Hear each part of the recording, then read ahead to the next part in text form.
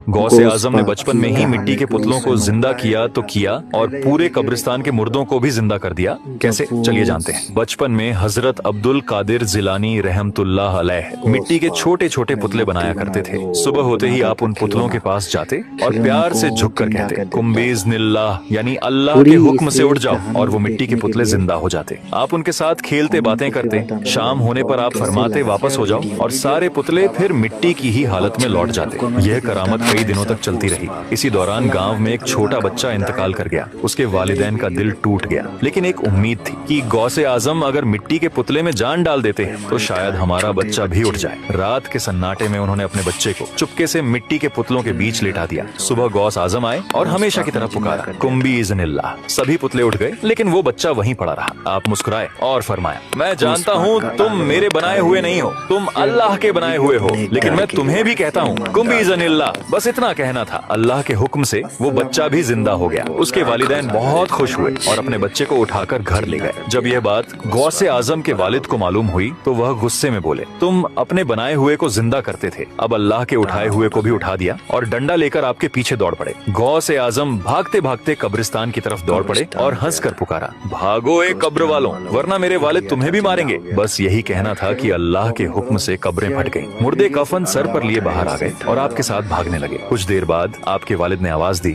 ए अब्दुल कादिर, रुक जाओ। आप रुक गए और मुर्दों से फरमाया, अपनी कब्रों में वापस चले जाओ। सभी मुर्दे उसी वक्त अपनी अपनी कब्रों में लौट गए। आपने अदब से कहा, अब्बू जान, अच्छा हुआ आपने रोक लिया, वरना ये लोग कयामत तक कफन सर पर लिए चलते रहते। यह वाकया साबित करता है कि अल्लाह ताला अपने नेक बंदों को ऐसी करामातें देता है जो आम इंसान की समझ से बहुत ऊपर होती हैं। अगर आप भी गौसे आजम के सच्चे दीवाने हैं और ये वाकया आपके दिलों को छू गई तो दिल से लिखिए सुभान अल्लाह और लाइक सब्सक्राइब जरूर करें।